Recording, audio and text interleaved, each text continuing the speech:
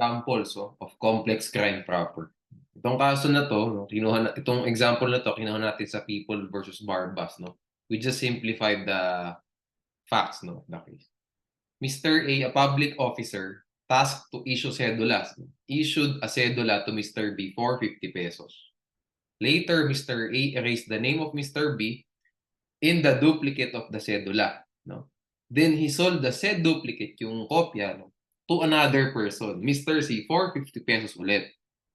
Now, no, the duplicate has the name of Mr. C. Kahit nga i-delete na natin to, understood na yan. Okay. Mr. A then misappropriated, no, the 50 pesos received from Mr. B, Mr. C. No? So in this case, there's a complex crime of malversation through falsification of public documents. Why? Tingnan natin. Ito yung public document, yung cedula, no? Finalsify niya yan how? By erasing the name of Mr. B and putting the name of or writing the name of Mr. C there. Okay, that's falsification. Okay, ngayon, doon na ba natatapos yung kanyang criminal intent? Hindi na pa eh. Ang gusto niya talaga mangyari, kaya niya piniki yung resibo ay para maitago niya yung ma-misappropriate niya yung 50 na ibibigay sa kanya ni C. Right? So yung pamimeki po o yung pagbura, di ba? Yung pagbura ng pangalan sa sedula, yun po ang naging paraan para makapag-malversation siya. Para maitago niya yung pera ng bayan. Pera ng bayan yan, public funds yan, di ba? Okay. So, ano ang tawag sa crime? No? Complex crime of malversation through falsification of public documents. As you can see, falsification of public documents, ito kasi yung ginawa para magawa yung malversation. Kaya ito yung nasa after through. Okay? Ganun ang pattern. Malversation yung eventual na kinumit na crime. Okay? Hayaan na natin itong simple seduction. Okay na yan. Dito tayo. No? Ito gusto kong itakin. No? Rape versus forcible abduction versus kidnapping. Yan. With rape. Okay? Tatlo.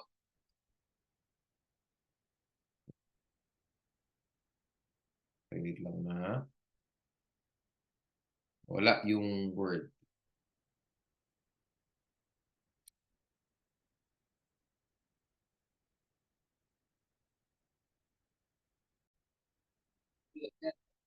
Rape versus forcible abduction versus kidnapping with rape, no? Sa tatlo na to, may isang complex crime. No? Sa mga senaryo na to, may isang complex crime, may isang special complex crime, at may isang absorbed. Okay? Tandaan nyo to. If the initial intent, no, was to commit lewd design, at sa Tagalog, mangmanyak lang, manghipo, manghalik. Kung yan lang ang initial intent, okay? But as an afterthought, ni-rape din yung victim. There is a complex crime of rape and forcible abduction or forcible abduction and rape. No? Rape and forcible abduction is maganda. Rape and forcible abduction. Okay. Ngayon, if the initial intent is to kidnap, okay, and rape was committed on the occasion of the kidnapping, the crime is special complex crime of kidnapping with rape. Later on, matatakil niyo yan sa crime 2 natin. No? Matatakil natin. Lastly, if the initial intent is to rape, rape is the crime and forcible abduction is absorbed. Okay? So ito, medyo principles pa lang to. No? Gawa natin ng example. Sabihin natin, example, Mr. A wanted to see Miss B naked. So, Mr. A grabbed Miss B from her house. No? Okay? Grabbed Miss B from her house and and traveled yan, to a hidden and traveled to his hideout. In order na lang. And in order to see her naked, ayan, in his hideout. Okay. Mr. Later, no, after seeing Miss B naked, Mr. A proceeded to have sexual intercourse with Miss B without her consent. Okay? Or, okay, without her consent. What's the crime committed? Complex crime of forcible abduction or complex crime of rape and forcible abduction. Next, no? Example ulit. Mr. A wanted to have sexual intercourse with Miss B. So, Mr. A, ayan, grab. Same na same lang. Kasi again, gusto ko ginagawa ito, di ba? Yung similar lang yung set of facts, tapos binabago ko lang ng konti, nag-iiba na yung sagot. Kasi nakikita niyo yung pagkakaiba eh. No? Mr. A grabbed Miss B from her house in order to have sex with her.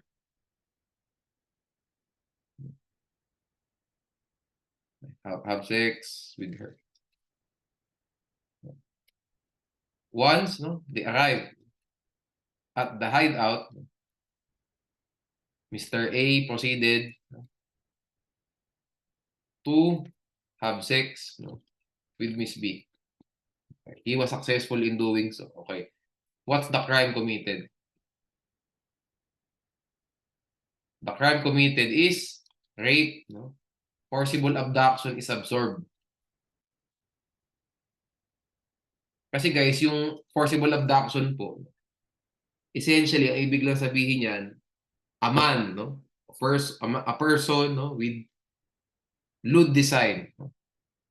Deprives yung ano, pang, you call this one,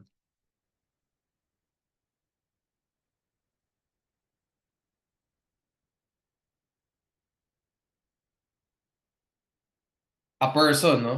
The offender abducted a woman, no? Inabduct, ibig sabihin, kinuha. Diba? Inabduct, hindi kinidnap don't use the word kinidnap, no? Kinuha yung babae against her will.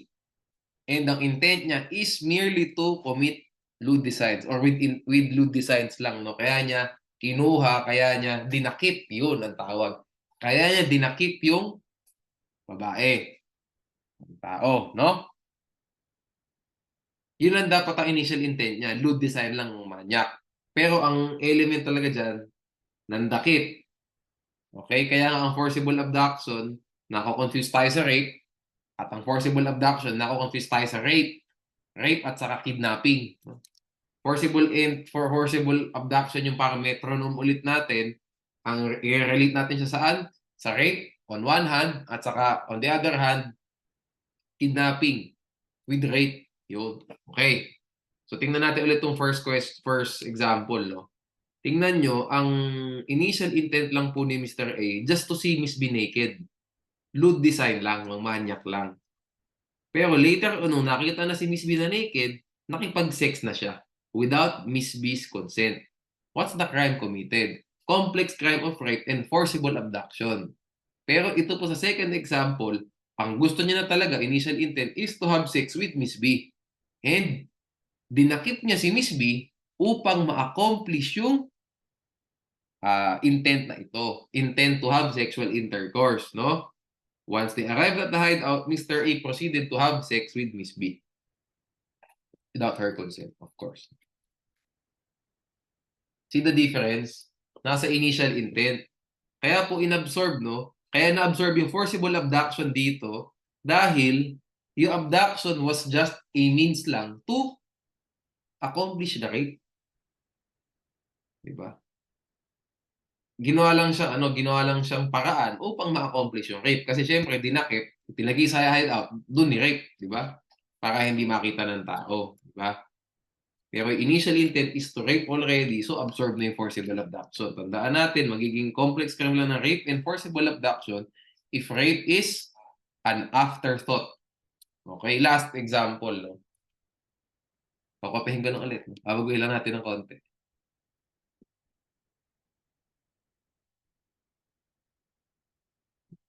Tandaan nyo, walang separate ha. Never pong nag-separate. Okay? Dito sa tatlong scenario natin na to, walang separate crimes. Okay? Either complex crime, special complex crime, or absurd. Huwag na natin pahirapan. Huwag na natin pahirapan. Pwede kasi magkaroon ng separate crimes yan, pero sa crime 2 na lang. Okay. So ano, Mr. A wanted to, sabihin natin, wanted to kidnap Miss B for ransom. Okay. So, Mr. A grabbed Miss B from her house. Okay. Once they arrived at Mr. A's hideout, Mr. A, no, as an afterthought, ayan na naman tayo. Afterthought, no? Proceeded to have sex with Miss B without her consent. Okay? What's the crime committed? Special complex crime po tayo. Of kidnapping with rape. Tandaan nyo, ano initial intent? To kidnap for ransom. It's just that, nung nandun na sa hideout, nagkaroon ng interest na rin si A, ni-rape na rin niya si B. So ano, pasok na pasok po tayo sa salitang on occasion of the kidnapping, ng rape. During the occasion of the kidnapping. Pero ang totoo talagang intention yan ay to kidnap. Okay? Okay, sige. Sana malinaw po, no? Tatlong senaryo, no? Iniba lang ng konti, nag-iba yung sagot. Sige. Next tayo, no? What are some examples of hindi complex crime? Proper. There can be no complex crime of plunder through falsification of public documents, no? Public documents, no? They must be separate crimes. Kasi po ang plunder, it is a special penal law, no? Wala po tayong pakialam kung mala in si o mala prohibita. Wala tayong pakialam doon, okay? Kasi yung Article 48 na nagbigay ng direktiba na dapat felony. Okay? Yan nagbigay ng direktiba eh. So we don't care kung mala in se o mala prohibita. Huwag tayong malito doon. Okay? Kasi mala in se, mala prohibita, ang pinafactor ilang natin doon, yung intent to perpetuate lang at saka yung criminal intent. Pero pag sinabi na ng Article 48 mismo na felony lang, wala na tayong pakialam doon, di ba? Wala na. Okay? Wala pong plunder through falsification of public documents. Kasi guys, ang plunder naman is just ano eh, di ba? Malversation na to the max. Yun lang naman yun. Pero wala eh. Plunder yan eh. Di ba? Anyway, in practice naman, ang ginagawa naman talaga pag practice, hindi na inaano yung falsification. Hindi na charge yan. Ang ginagawa na lang plunder sa Anti-Graft and Corrupt Practices Act na violation. Anyway, that's besides the point. Okay, basta walang ganyan kasi RPC and Special Penal Law. Next, illegal possession of firearms cannot be complex with homicide. Ito likely pwede itanong sa inyo. Okay, kasi minsan, no, lalo na yung mga, of course, minsan yung mga complaint, ang ginagawa, homicide, tapos inilagyan din ng illegal possession of firearms. Hindi ganon. Absorb yun. Absorb tuloy, sorry. Aggravating circumstance lang po yung illegal possession of firearms sa crime of homicide. Kung ang ginamit na baril, pampatay, walang lisensya. Aggravating circumstance lang. Special in this case kasi yan po yung sinabi sa RA 10591. Yan yung Comprehensive Firearms etc. Act, no? Para sa mga pagpaposes ng baril, no? Okay. Again, no, kung gagamitin natin yung strictly, kung gagamitin natin yung angulo ng Article 48, ang sagot dyan is, it cannot be complex because illegal possession of firearms is not a felony. It's an offense. Okay? Next tayo, no? Ito, indispensable means. Ano sabi natin sa taas? No? It does not mean indispensable means. Otherwise, it becomes an integral element of the other or the second offense. Pag necessary means lang, it's just a crime that facilitated the commission of the other. However, no, ako maglalagay na rito. However, no, the second crime, the second felony committed, no, can exist without the other, without the first felony. In short, they can coexist. Okay? They are independent felonies. No? Pero pag indispensable means na, hindi na magko-coexist yan. Di ba? Hindi na. Ma-absorb na po yung indispensable means na ginawa dun sa second crime na na-commit, second felony na na-commit kasi integral element na siya. Okay? Pakitaan natin kayo ng example, no? A, with intent to kill, burn B's house knowing that he is inside. The crime of arson is absorbed in the crime of murder. There's no complex crime of murder through arson. No such thing. Kasi initial intent po is to kill. No? Now, burn. Yan po, sa mga di pa nakakaalam, sa mga first year po, no? Ang fire is a qualifying circumstance. Pag pinatay ang isang tao by means of fire, murder na siya. Okay? Pag pinatay ang tao lang, pinatay lang, homicide lang. By means of fire, murder na. So ano nangyari? Naging integral element po yung fire to the crime of murder. Therefore, there's no complex crime of murder through arson. Okay? Kasi intent to kill eh.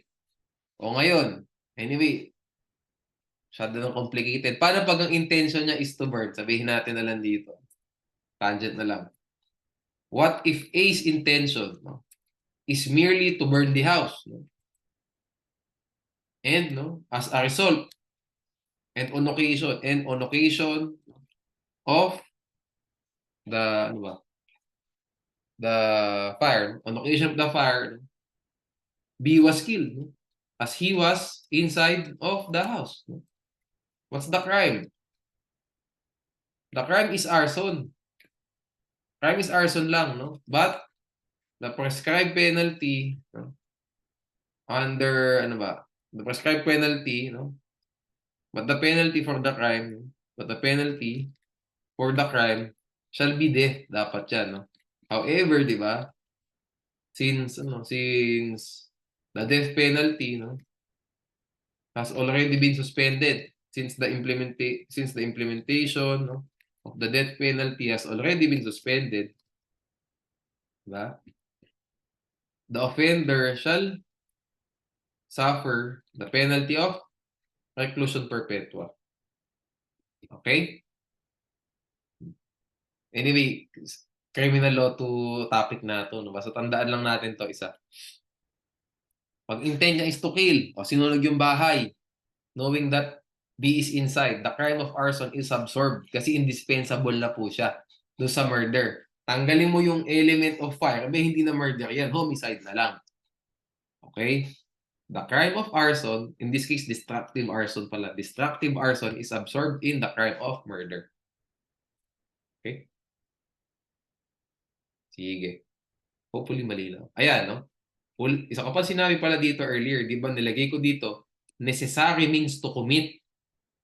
Kapag po necessary means to conceal, hindi po complex crime yan. Kasi commit ang sinabi ng law. Pakikita ko sa inyo example.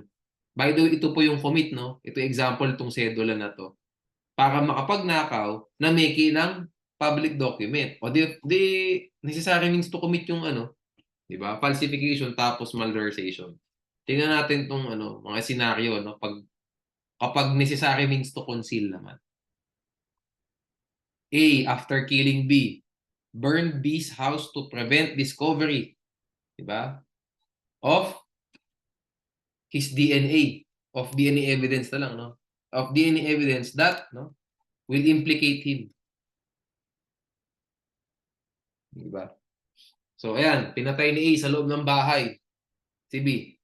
After killing B, sabihin natin, through gunshots. So, ayan. After niya, no, sinunog niya yung bahay ni B, no? Para ma-prevent po yung discovery of evidence that will implicate him.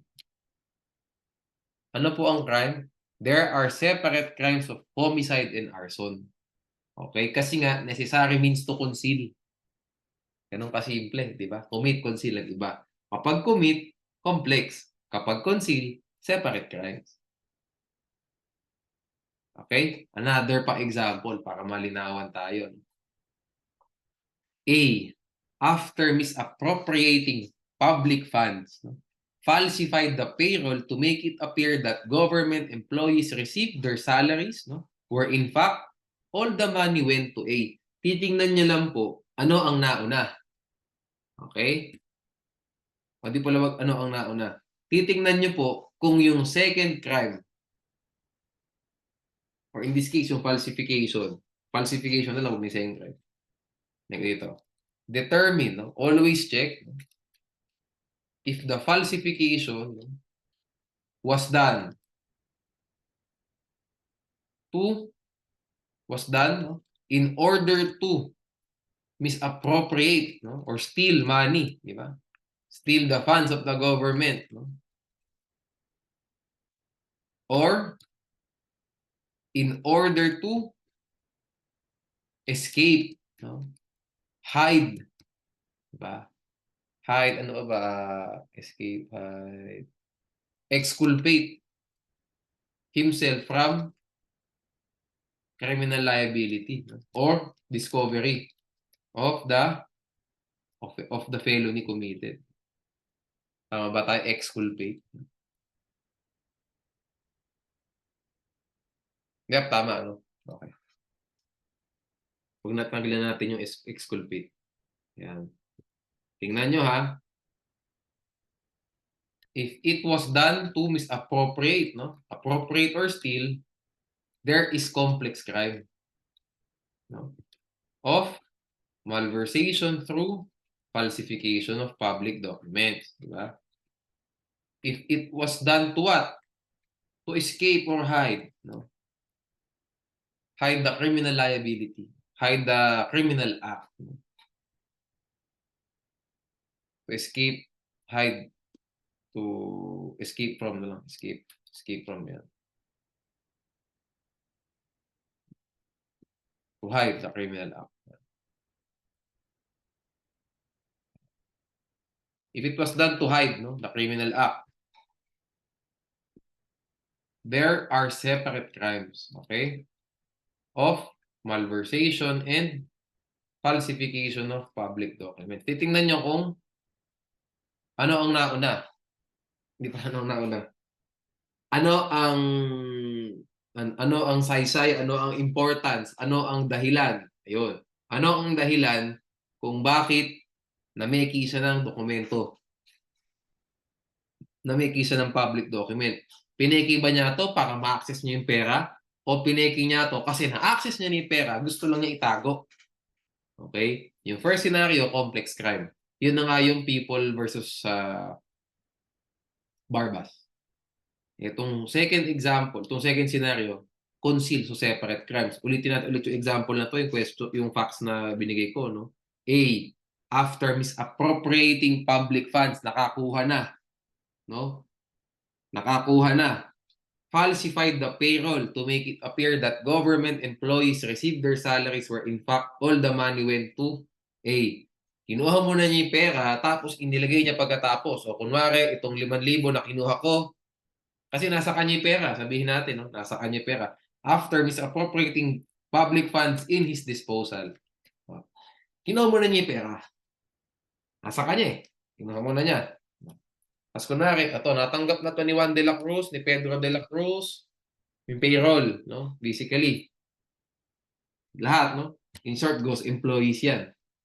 Anyway, kunwari natanggap na, no? Pero lahat naman po ng pera napunta kay A. To conceal yan. Tandaan nyo, ha? Ano ba yung basically, yan, ito pinibig ko sabihin. Ano ba yung unang ginawa? No? Lagyan natin dito, no? Hack. Check, no?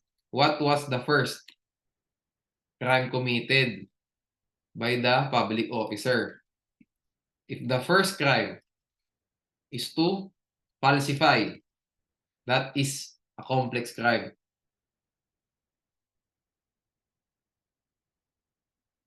If the first crime is malversation, there are separate crimes. Nakita niyo yung pagkakaiba? Pag ang unang ginawa na meke, tapos nanguha ng pera, complex crime. Pero pag ang unang ginawa, nanguha muna ng pera, tapos na meke pagkatapos, separate crimes. O ito example na to, A, after misappropriating public funds in his disposal, kinuha na niya. Pineke niya yung payroll, kunwari pumirma na. Nakapirma na si gano'n, nakapirma na si ganyan, nakapirma na si ganyan. Nakita niyo yung pagkakaiba? Di ba? Na-access niya eh. He was able to access the money without falsifying anything. Kunwari lang, pumirma siya ng paiba-iba, no? Kunwari, iba to, iba yung pirma ni Juan, iba yung pirma ni Pedro, parang acknowledgement receipt. Pero wala. See the difference?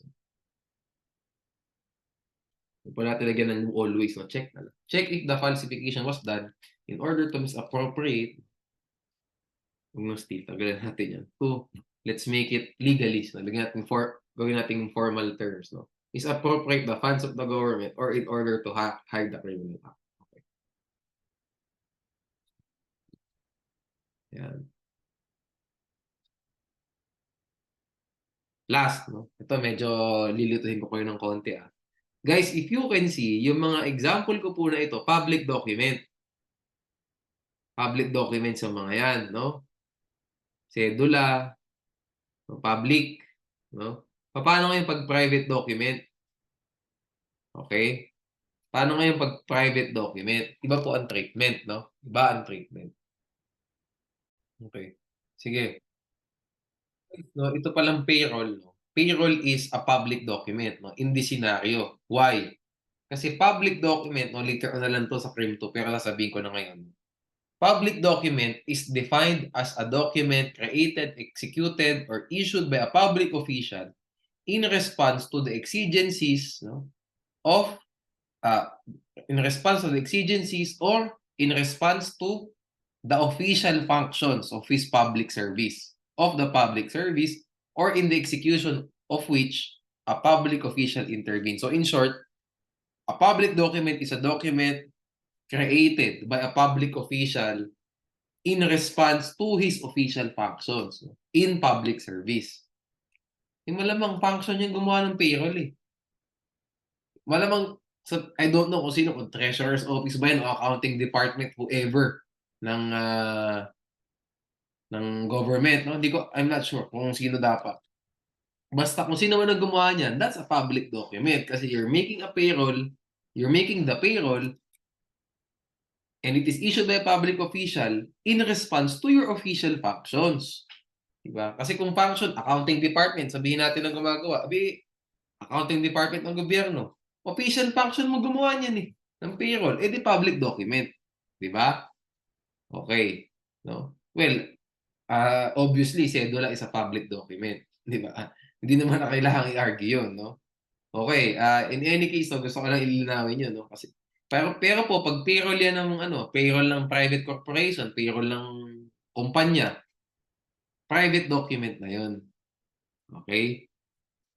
Kasi hindi siya issued, created, whatever, by a public official.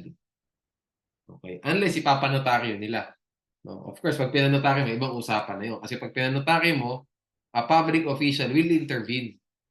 Okay? Sige, nga, ilalagay ko na rin dito. I will copy-paste na rin dito yung public document as a tangent. Tangent. Public document.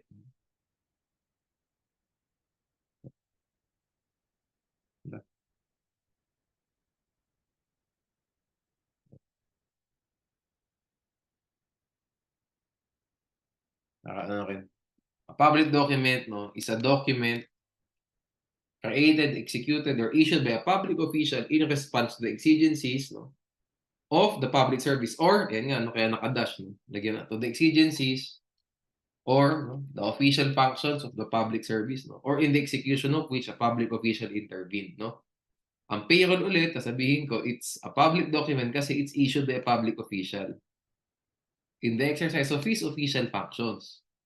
Okay? O meanwhile, bakit po so kaya nga pag payroll ginawa ng isang private company, hindi na po siya public document kasi hindi siya inisyu ng public official. Inisyu lang yan ng accountant doon sa kumpanya. Okay? Kung sino man kung bookkeeper, kung sino man, no? Okay. Ito po ang ito ang ano diyan. Unless, no, 'di ba? Private company. So private individual yung nag-issue niyan, no? So accountant, whatever, no? Normally hindi siya public document. However, pwede maging public document yung ipapanotaryo. Kasi dito po papasok 'yan. in the execution of which a public official intervened. Diyan papasok. Okay? Kung ipapanotaryo, magiging public document kasi a public official intervened. And yung public official ay si notary public. Kung hindi papanotaryo, private document lang. Pero sabi ko ulit, sa senaryo ko na to, dito sa payroll na to, no, ng government employees, at the outset, no, pagkakagawa pa lang po ng payroll, public document na agad. Kasi nga, official function yan. Kaya ginawa. No? Hopefully malinaw. Kaya ka po pinipili, kaya ka po ina-explain sa inyo ng medyo thorough kasi sa next nating example, no? Medyo ito complicated, no? Yes, you can see yung mga example natin before, puro falsification of public documents at saka malversation. Tatanungin ko ngayon, paano pag private document?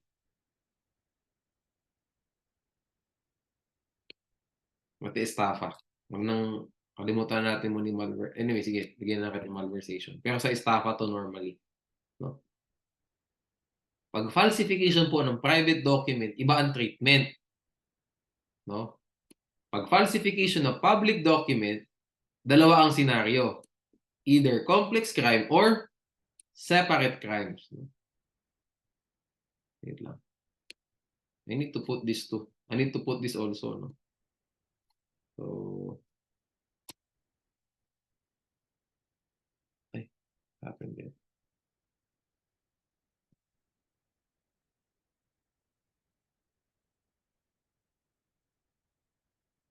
In some, no? For falsification of public documents. Ano sa taas dapat?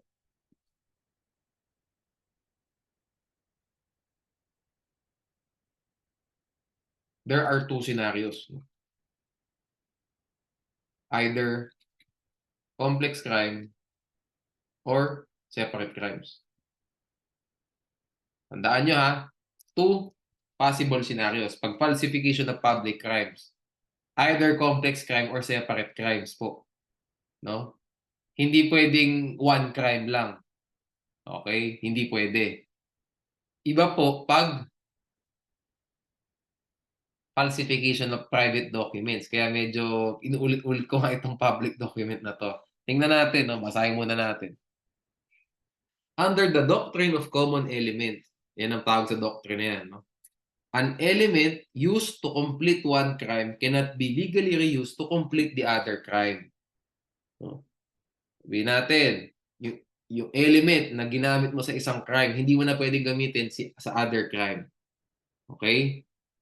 The common element of estafa or malversation and falsification of private document is damage. Okay? Tandaan po natin, no? And ito, preview na rin, sa falsification of public documents, hindi po kailangan magkaroon ng damage, hindi kailangan patunayan ang damage in order for there to be falsification of public documents. Kasi ang pinoprotektahan po dyan yung integrity of public records.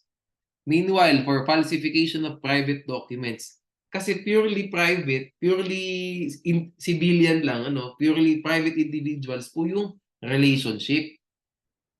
Kaya para mapatunayan mo yung kaya para ma-convict, no, for falsification of private document, kailangan ng damage. You need to prove damage. Sa public document, hindi na kailangan. Kasi once you falsify a public document, na-damage na agad yung government. Diba? Meanwhile, for falsification of private documents, damage must be proven. No, kasi di naman alam ng court kung na-damage ba talaga yung di ba? Yung private individual. Diba? Okay. So in estafa, malversation, kailangan po ng damage. O kung malversation, yung damage niyan, kailangan mo mapatunayan kasi makukuha ng pera sa gobyerno. Estafa, same thing. Kailangan mo patunayan yung damage. No?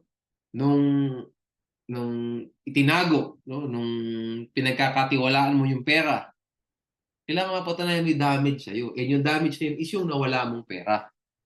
Okay? Kaya po may common element. Ang falsification of private documents at saka malversation/estafa. Ang common element nila damage. Okay? Dito po ulit sa taas, bakit pwedeng i-complex ang malversation saka falsification of public documents? Kasi yung damage, you only have to prove it once. sorry, ang damage, meron lang one element na pwede mo, ang damage, nag-a-apply lang siya sa element ng malversation, yun. Hindi po siya nag-a-apply kasi wala namang ganong element sa falsification of public documents because iba ang element dyan. Sanctity, integrity of public records. Meanwhile, for falsification of private documents, may element of damage, tapos yung estafa malversation niya, may damage din. And you can only use that damage once. Kasi once lang din naman eh. Isang beses lang din naman yung naging damage dyan eh. Di ba? Ang eventual, sabi ko nga, eventual na naging crime dyan, yung nakuha yung pera. Di ba? Yung nakuha yung pera. Twice ba nakakuha ng pera? Hindi naman ah. Once lang, di ba? Di isa lang yung damage. So ngayon pipili ka sa mga ilalagay sa ano yung magiging crime ngayon, either falsification of private document or estafa. Malversation also. Pero kaya nga ayoko na isali malversation dito kasi napakadala paano namang i-apply malversation sa private document. Eh pag gobyerno pinag-uusapan, public document lagi, di ba? Halos. Kaya gusto ko na nga i-delete to, nakakalito pa eh. Delete na natin yan. Basta pag falsification ng private document, isipin nyo lagi estafa. Hindi malversation, ulitin ko kasi nga, pag malversation, gobyerno. Ang gobyerno, lahat ng document na ini-issue niyan halos public, di ba? So doon tayo sa taas. Falsification and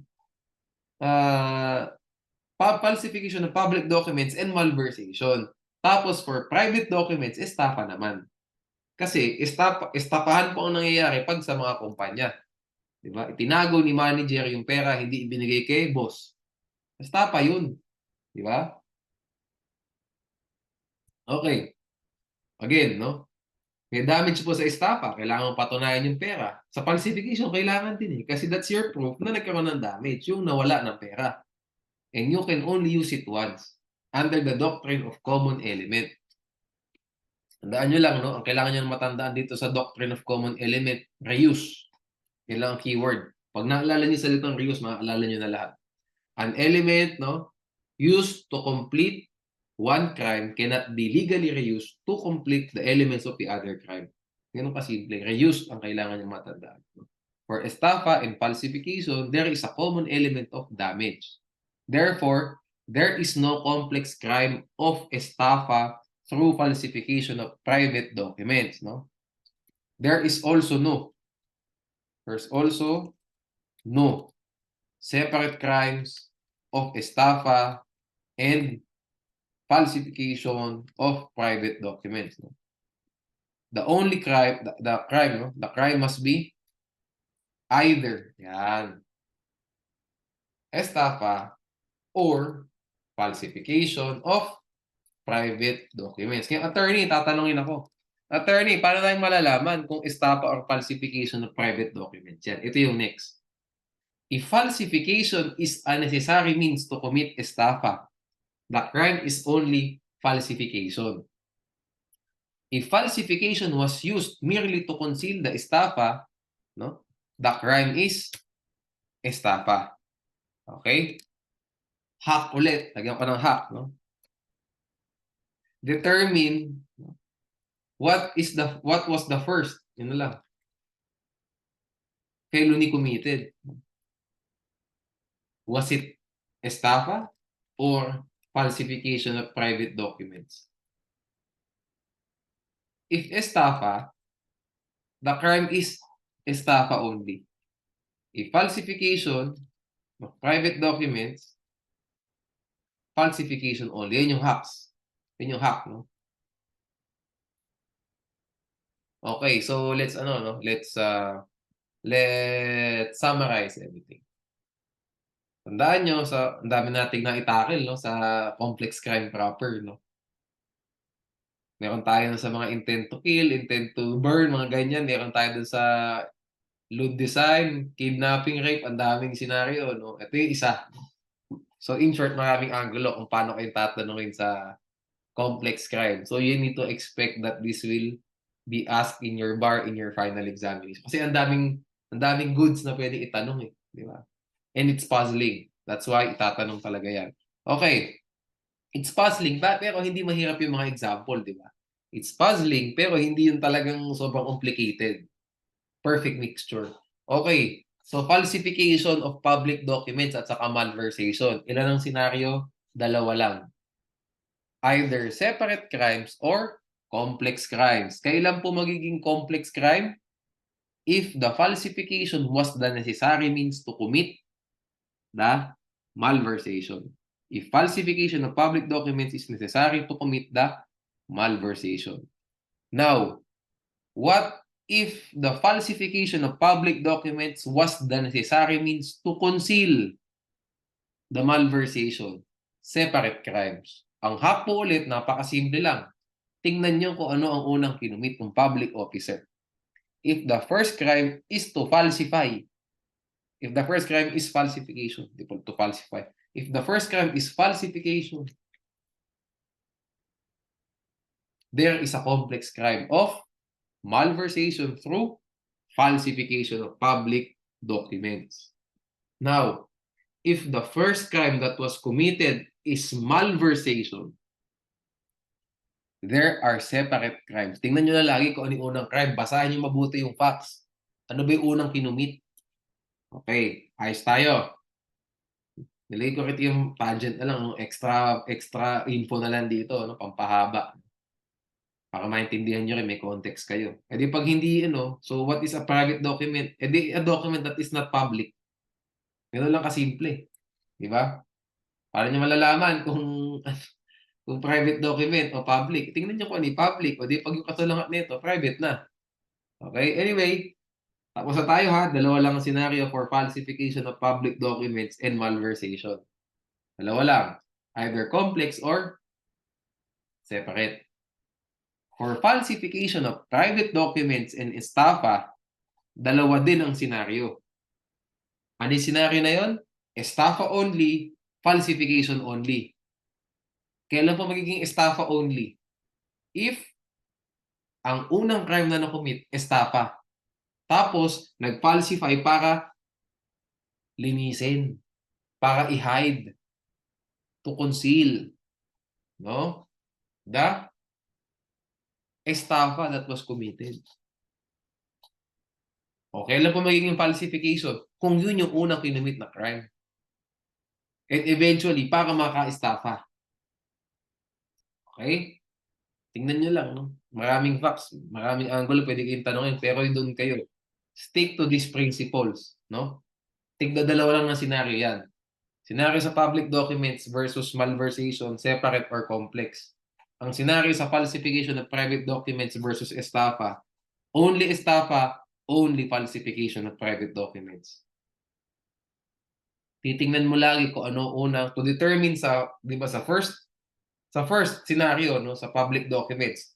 Para malaman mo kung ano sa dalawang pamimilian. So apat ang total, 'di ba? Para sa unang dalawa tayo. Para malaman mo kung sa pula ka o sa puti, tingnan mo kung anong unang crime na kinumit. Hindi tinuturo yan. Di ba? Make it simple. No? Sa falsification, sa pangalawang dalawa naman, sa second half, no? Sa second two, sa second pair, second pair. Paano malalaman kung sa pula ka o sa puti? Tingnan mo ulit kung ano na unang crime na kinumit. Kung falsification ang una, falsification. Kung estafa una, estafa. Okay? Tapos na tayo finally sa Article 48. Okay, let's go to special complex crimes, no? Bigyan ko na lang, these are complex crimes as expressly provided by law, no? Even though, no? Ako lang datidag nito, no? Even though there are, ano ba, multiple acts, no? That constitute, no? Two grave or less grave felonies, or, no? Or one felony is not the necessary means to commit the act. In short, even though Article 48, even though the principles, ito lang mas madali. Delete natin yan. Even though the principles, no, under Article 48, no, were not followed. Ano yung principles na yun? Yung complex crime proper sa compound crime. Even if not applicable, hindi pala were not followed, are not applicable. Still complex crime sila as expressly provided by law. Ito pong law na to, pwedeng law can be RPC or special penal law. Ito pong carnapping with homicide, this is a special penal law. Anti-Carnapping Act. Bagong law lang yan, no? Rape with homicide, as robbery with homicide, na pala tayo sa rape with homicide. Robbery with homicide, RPC. Carnapping with homicide, special penal law. They are complex crimes as expressly provided by law. Even though, wag pala even though, even if, di pala though, even if the principles under Article 48 are not applicable. O kahit na, syempre, mga rob ka, saka mga homicide, magkaibang act yun. Iba yung pagnanakaw, pangunguha ng gamit, iba yung pagpatay. Kahit na multiple acts, still a special complex crime. Same thing for carnapping with homicide. Diba? And even if hindi po necessary means to commit yung one or the other, wala tayong problema. Sinabi na ng law eh. Yun lang yan. By the way, we will not tackle this too much kasi this is a proper topic for crime to pa. Kasi marami yan, sabog kasi po yan. Sabog yung mga special complex crimes na yan. May rape with homicide, may kidnapping with homicide, sabog, no? So, mas maganda i-tackle na lang siya sa crime to bootcamp. Okay? Sige, move tayo, no? Basta tandaan nyo, these are complex crimes expressly provided by law, either RPC or special penal law. Even if the principles under Article 48 are not applicable. Okay? Sige. Continued crime naman tayo o yung delito continuado. Sige. Continued crimes, no? There are 4 requisites, no? There must be several acts. Dapat maraming acts, no? It must be done in one period of time. No? Dapat tuloy-tuloy, no? Hindi siya malaking interval. No? There must be one period of time lang. Hindi dapat laktaw-laktaw. Okay? There must be a single criminal intent or purpose and there must be a single violation of the revised penal code. Itong last provision na to, it's if i-analyze natin, it's a byproduct na. It's a result of the first 3 requisites of the first 3 elements. No? May maraming acts, one period of time lang, tapos single criminal intent. Ang resulta, single violation of the revised penal code. Based on my based din sa notes ko, no, may 3 akong nakitang examples of delito continuado or continued crime. No? Isa-isahin natin. No? Single larceny rule. No? Single larceny rule. What's that rule? No? Taking of several things belonging to different owners or same owners at the same time in the same place is just one larceny or theft. So basically, parang single theft rule. No? Nanguha ng gamit belonging to different owners, same time. Tandaan nyo kasi nga one period of time eh. Same time, same place, shall only constitute one theft. One count of theft lang. Anong example ito? People versus De Leon. A thief who takes from the yard of a house 2 roosters belonging to 2 different persons commits only one crime of theft. Okay? A thief who takes from the yard of a house 2 game roosters belonging to 2 different persons commits only one crime of theft. So, we can say na halimbawa, nasa baggage claim. O ngayon, yung magnanakaw, nanguha ng 3 bag. Di ba? Similar set of facts. So we can say that there is only one count of theft in that scenario. No? Second example ko. Kumuha sa anong tawag dito? Pumasok sa gym, tinignan niya mga locker na bukas, pinagkukuha lahat ng gamit. Iba-iba pala may-ari nun. One count of theft lang. Dapat similar set of facts with this one. So that you can say that there is only one crime of theft. Kung hindi po similar yung set of facts, multiple counts of theft yun. Okay? Nagnakaw ngayon sa isang locker. The next day, nagnakaw sa kabilang locker. 2 counts of theft. Okay? Kasi, different criminal intent na yun. Iba na yung intent mo nung first day, iba na yung intent mo nung second day. And, hindi po one period of time. Okay? So pag ganito itsura, sa baggage claim, no, kumuha ng maraming bags, 1 count of theft. Sa locker, kumuha ng maraming gamit sa locker, 1 count of theft. Okay? Next tayo example. A collector of a commercial firm, no, misappropriates for his personal use several amounts collected by him from different persons. There is only one crime, no, because the appropriations arose from one criminal resolution. Okay? So, kinolekta, sabihin natin, no, broker, nangolekta ng bayad sa 10 tenants. Nangolekta ng rent, no? Sabihin natin cash basis, hindi check. Kinolekta niya, 10. Naka 200,000 ang total. Kinuha niya lahat, inuwi niya. One crime lang daw yun, of estafa. Diba? Another example, no? In-apply po ito sa obstruction of justice law. No? Obstruction of justice, no?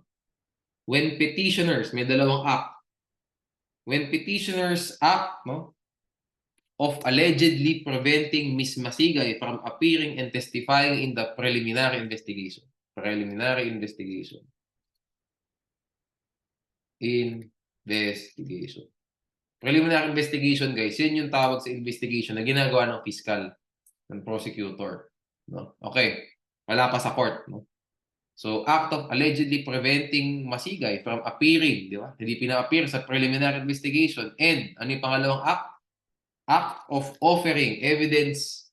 Act of offering evidence. Huwag na ganyan. Act of offering in evidence. Yan. A false affidavit. Yan. Okay? They were clearly motivated by a single criminal impulse. And that single impulse is to obstruct or impede the preliminary investigation proceedings para hindi ito umusad.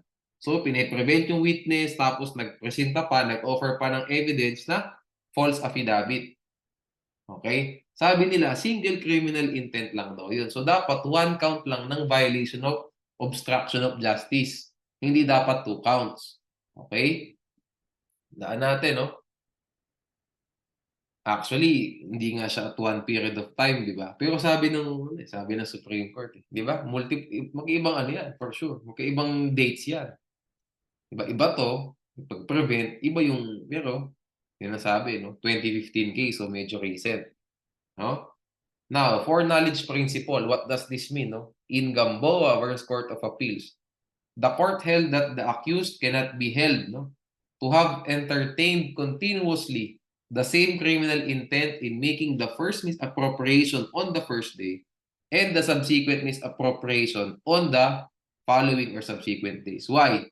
Because he was not possessed of any foreknowledge of a bank deposit by a bank client for the subsequent days. Hence, he must be held liable for as many acts as there are misappropriations. In short, no, yung accused, no, nagnakaw nung first day. Saan niya kinuha yung pera? Sa bank deposit ng client. So, tinatago niya yung dinideposito ng client.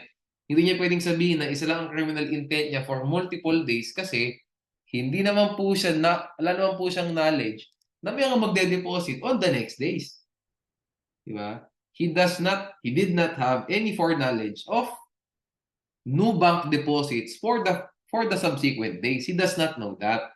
That's why we cannot say that there is only one criminal intent. Instead, there are different criminal intents because we do not know if there will be a deposit on the next day or wala. So each day, there's a new criminal intent. Actually, ang sagot lang, kung walang sasagot dito papasok yan. Different periods of time. Diba? Iba yung one day, iba yung second, iba yung first day, iba yung second day, iba yung third day. Iba-ibang period of time yan. Periods of time. With that being said, iba rin ang intent mo. You have a new intent every day. Anyway, yun ang sabi, no, sa Gamboa versus CA. By the way, no, may tatlo akong sinabi dito, no, itong sa obstruction, itong sa misappropriation, no, collector, at saka itong sa manok. By the way, itong manok na to, kung matatanong sa inyo yung continued crime, ito yung magiging usual na itsura niyan. Okay? In any case, ito sasabihin ko sa inyo, no, except for the examples, no, pertaining to the theft of the chickens, no, take the other examples with caution. Be cautious when applying itong delito continuado na to because this is not usual in modern decisions. Usually, they are treated as separate crimes already. Malamang, di ba? Kung fiscal ka, ba't ko delito continuado yan? Di ba? Dapat as many things as many counts dapat, yun dami nung nanakaw sa iba-ibang tao or whatever, di ba? Kung marami kang kinuha, multiple counts ka, hindi ka one count, hindi siya single. Di ba? Scammer. Aba, hindi lang one count of ano yan. Di ba? Hindi lang one count of estafa yan. Multiple yan. Iba-ibang tao pinagkuhanan mo ng pera, lahat yan magreklamo. O one count kay ganon, one count kay ganyan, one count kay ganon. Di ba? Same thing, si A, gusto niya sunugin yung buong bayan ng bayan A, sabihin natin. Gusto niya sunugin yung buong bayan A. Ano ginawa ni A? Ano ginawa ni bayan A tuloy? Si Mr. A, gusto niya sunugin yung buong bayan Z. Anong ginawa ni Mr. A? Sinunog yung bahay na una, sinunog yung bahay na pangalawa, masyado pa ng malaking bayan. Barangay na lang. Sabihin natin gusto ni Mr. A sunugin yung buong barangay Z. Ano ginawa ni Mr. A? Sinunog yung unang bahay, yung dalawang bahay, so nagsindi ng ng malaking apoy, inilagay doon sa bahay. Tapos pumunta sa pangalawang bahay, nagsaboy ulit ng gasolina. Sinunog ulit yung pangalawang bahay. Hanggang sa makasang 50 bahay siya. Are we saying there's only one count of arson? Hindi. Di ba? In practice, multiple counts of arson yan. Each act na ng pagsasaboy na gano'n ng gasolina at ng sinisindihan niya yung gasolina, one count yan. Hindi mo pwedeng sabihin na kahit na isang gabi lang niya ginawa yun. Hindi mo sabihin na delito continuado yan. Or continued crimes. Di ba? Of course, babanatan mo ng separate crimes yan. Di ba? So ako sa inyo, kung ako sa inyo, or take my advice na lang din, kung hindi kamukha yung example do sa chicken, itong manok na to, ito single larceny rule na to, kung hindi ganito itsura ng facts, separate crimes tayo kapatid. Okay? Kalimutan nyo na yung continued crime kung hindi ito'y lumabas. Okay? Pag yan ang itsura, nanguhan sa baggage claim ng gamit, no? Sabi ko nga, no? Baggage claim, doon kinuha lahat ng mga bag.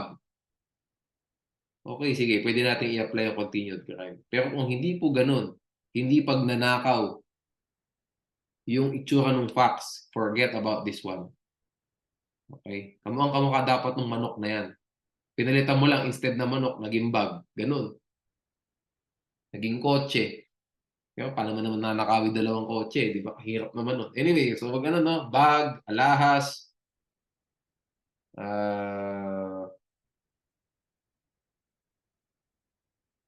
ayan, no? Manok, no? Aso, mga ganyan. Okay?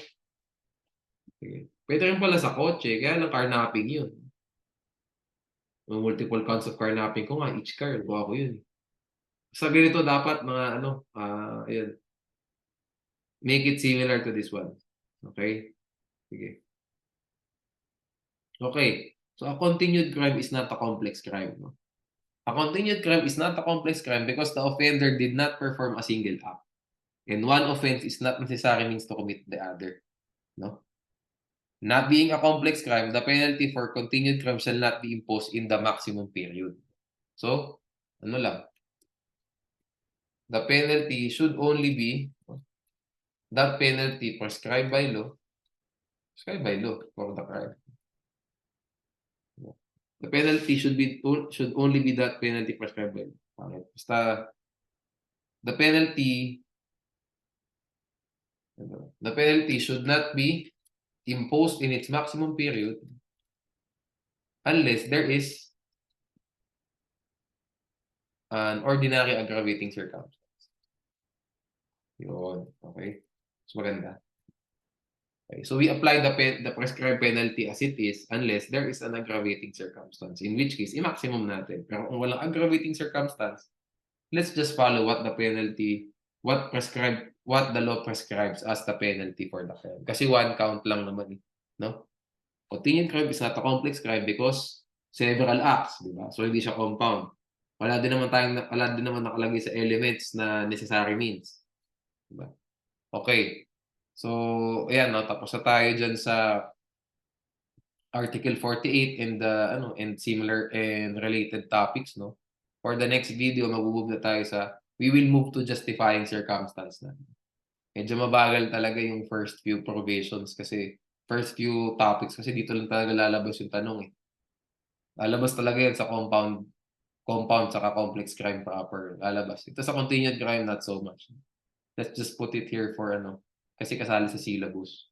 And sinasabi, laging ibasahin every year. Pero ulitin ko, kung hindi manok yan, hindi itsurang manok, don't do it, okay?